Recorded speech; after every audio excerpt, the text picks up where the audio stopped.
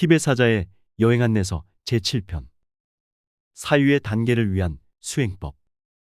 다르마의 기본 원리를 듣고 배워서 영적인 길에 대한 이론적 이해를 기르고 나면 사유의 단계를 위해 배운 분석적 명상 수행법을 적용할 수 있게 된다. 마음의 본성을 알아차리지 못하도록 방해하는 현상들을 파악하기 위해서는 자신의 삶을 들여다보아야 한다. 이것은 단순한 꿈 이상의 것을 요구한다. 습관적인 감정적과 심리적 패턴에 대한 자각력을 키우기 위해서는 집중적으로 숙고하고 분석하는 과정이 필요하다. 이번 생의 시시콜콜한 일들에 주의를 집중하면서도 동시에 우리는 죽음을 맞거나 환생으로 거듭나는 경험을 겪을 때 우리에게 가장 크게 영향을 끼칠 마음의 패턴들을 식별해내고 있는 것이다. 삶의 의식적 성찰. 분석적 명상은 규범화된 명상 분석법뿐만 아니라 비정규적인 사유도 포함한다.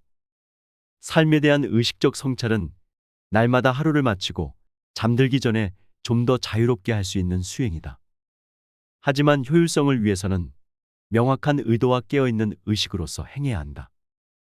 이 수행은 그날 하루에 대한 사유로부터 시작할 수 있다. 예컨대 저녁이 되면 아침부터 현재까지 한 일들을 돌이켜보며 하루를 되살펴본다. 떠올랐던 생각들을 기억해보고 하루 동안의 사건과 활동 과정에서 일어났던 일들을 살펴본다. 먼저 주요 사건들을 돌아본 후에 순간순간을 살펴보기 시작한다. 오늘 하루에 대한 사유로부터 시작해서 어제와 그제까지 포함시킬 수도 있다. 주요 사건으로부터 시작해서 점점 더 세밀하게 나아가면서 천천히 해 나가는 것이 중요하다. 또 한 가지 방법은 한 주간을 되살펴보는 것이다.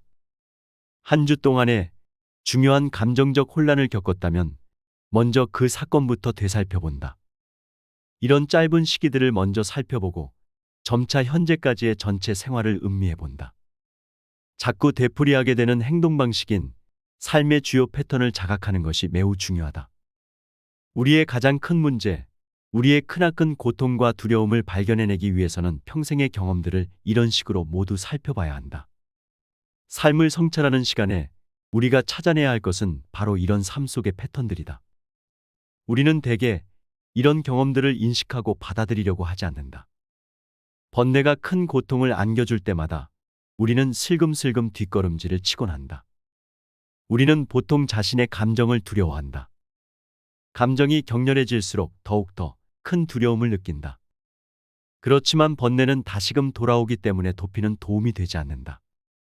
그러니 이런 경험을 분석적 명상으로 끌어들여서 어떤 것이 가장 빈번하게 반복되는지, 어떤 것이 가장 다루기 힘든 것인지를 파악하려고 노력하는 것이 좋다. 모든 번뇌는 저마다의 마음속에서 일어나지만 그 중에는 어느 정도 다스릴 수 있는 것도 있고 전혀 통제가 되지 않는 것도 있다. 우리는 그저 속만 끓이면서 번뇌의 힘 앞에 굴복하고 만다. 그러니 전혀 통제가 되지 않는 번뇌를 먼저 파악하고 그것부터 다루어야 한다. 그런 다음에는 그 밖의 모든 습성들에 대해서도 통찰하고 그것을 적용할 수 있을 것이다. 만일 5가지 주요 번뇌들이 동일하게 강렬하다면 그것은 매우 좋은 소식이다.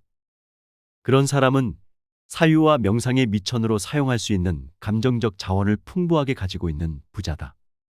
또 어떤 사람은 한 가지의 번뇌밖에 가지고 있지 않은 가난한 사람일 수도 있다. 감정에 대한 분석적 명상. 습관적 패턴과 불편한 감정들의 작용에 대한 더 깊은 통찰을 얻기 위해서는 분노, 질투, 탐욕, 집착, 자만 등의 감정의 적나라한 에너지를 정규적인 분석적 명상에도 가져와서 다뤄야 한다. 감정에 대한 분석적 명상을 시작하려면 우선 바르고 편안한 자세로 앉아서 마음을 안정시켜야 한다. 그런 다음 생각이 오고 가는 것을 그저 바라보라. 감정이 일어날 때 그것을 멈추려 하거나 거기에 빠지지 말고 관찰하라. 예를 들어 집착을 느낀다면 감정이 향하는 사람이나 대상을 마음속에 가져오라. 깨어있는 의식으로서 집착이 일어나는 것을 가만히 느껴보도록 자신을 허용하라. 그 감정에 매달리지 않으면서 그 에너지의 성질을 살펴보고 느낌을 느껴보라. 그런 다음 집착하는 모든 생각을 내려놓고 감정이 사라지는 동안 편안히 이완하라. 자신의 집착과 함께 머물러 있으면서 그것을 온전히 경험할 수 있으면 당신은 그것을 알게 된다. 탐욕과 분노와 그 밖의 강렬한 감정들에 대해서도 이것을 적용할 수 있다. 이런 감정들을 한 번 마주하고 또 그리고 또다시 마주하게 되면 우리는 거기에 점점 더 익숙해지고 조금씩 덜 방해받게 된다. 그 결과 마음이 안정되어서 우리는 자신의 마음 상태에 대한 통제력을 가질 수 있게 된다. 그러면 점차 두려움뿐만 아니라 요지부동하게 존재하는 것 같던 감정들에 대한 집착에서도 벗어날 수 있게 된다. 명상이 끝난 뒤에도 이런 숙고 수행을 계속해가라. 강렬한 감정과 친구 되기. 감정과 친해지지 않으면 우리는 늘 감정을 두려워할 것이고 사후의 바르도에서는 더욱 더 그렇다. 이것은 낯선 사람에 대한 두려움과 매우 흡사하다. 잘 알지 못하는 사람 앞에서는 우리는 일정 거리를 유지하려고 한다. 낯선 사람과 형식적인 대화는 나눌지라도 너무 깊이 끌려 들어가기를 원치 않는다. 우리는 자신의 감정에 대해서도 이와 동일한 반응을 보인다. 그 감정들을 잘 알지 못하기 때문에 그것들과 속 깊은 대화를 나누지 않고 일정한 거리를 유지하고 싶어 한다. 예를 들어 감옥에 수감되었던 사람이 이웃으로 이사 왔다는 소식을 들었는데 길거리에서 그 사람과 우연히 마주치게 된다면 우리는 정신적 공황 상태에 빠져들 것이다. 운이 좋으면 그를 피해 갈 수 있겠지만 피할 수 없는 상황에 놓일 수도 있다. 그러면 우리는 큰 두려움에 직면하게 된다. 이 같은 상황에서 섣부른 편견으로 반응하곤 한다. 이 사람은 정말 나쁜 사람이야. 나를 두렵게 만들어. 그와는 말하고 싶지 않아. 그러나 실제로 그와 앉아서 얘기를 해보면 우리의 경험은 그와 다를지도 모른다. 우리는 그를 감정적, 정신적인 어려움을 겪고 있는 한 사람으로 보고 그를 도와주고 싶은 마음이 일어날지도 모른다. 그뿐 아니라 그가 나누는 것이 무엇이든 간에 그것은 우리에게도 유익하다.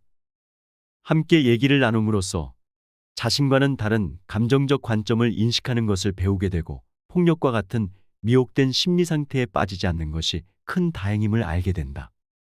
그리고 인간 존재로서의 삶의 가치도 실감하게 된다. 이런 의미에서도 위협적이고 두려움을 주는 사람들을 대하는 방법도 배울 필요가 있다. 그를 알게 되고 얘기를 들어주고 감정적 고통을 다스릴 수 있도록 도움을 줄 때 비로소 상호 간에 해롭지 않은 친구가 될 수도 있는 것이다. 이런 방식으로 다가갈 때 우리는 더 큰 영향력과 능력, 즉 자애와 자비의 힘과 명료한 마음을 지니게 된다. 우리는 감정, 특히 분노에 대해서 공통된 편견을 가지고 있다. 그래서 우리는 감정을 자신의 경험 속으로 끌어안지 않고 떼놓으려는 경향이 있다. 감정을 무시하고 회피하거나 아니면 과장하기도 한다.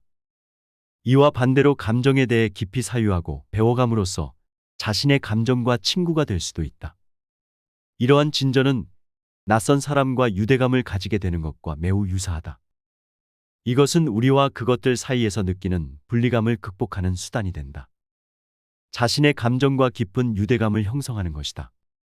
감정이 일어날 때 이 같은 접근 방식을 취한다면 회피하려고 하거나 숨으려고 하지 않게 될 것이다. 이것은 나의 친구인 분노이다. 나는 분노와 대화하여 그것을 진정시키는 법을 알고 있다. 나는 무엇이 이 분노를 자신의 고통에서 벗어나게 해줄지를 알고 있다. 우리는 이런 방법을 통해서 마음을 고요하게 만들고 감정을 평화롭게 가라앉힐 수 있다. 우리는 서서히 그러나 확실하게 분노나 질투와 같은 가장 불편한 감정들의 진정한 본성을 깨닫게 될 것이다. 감정의 본성은 마음 자체의 본성으로서 광명한 지혜이자 원초적인 청정한 의식이다. 현생의 바르도에서 감정을 다루는 법을 알면 감정은 더 이상 장애물이 될 수 없다. 감정은 지금 여기서 그리고 죽음의 바르도에서도 우리를 일깨워주는 도구가 될 것이다. 오늘은 여기서 이만 줄일까 합니다. 평온하고 행복한 하루를 보내시길 바랍니다. 감사합니다.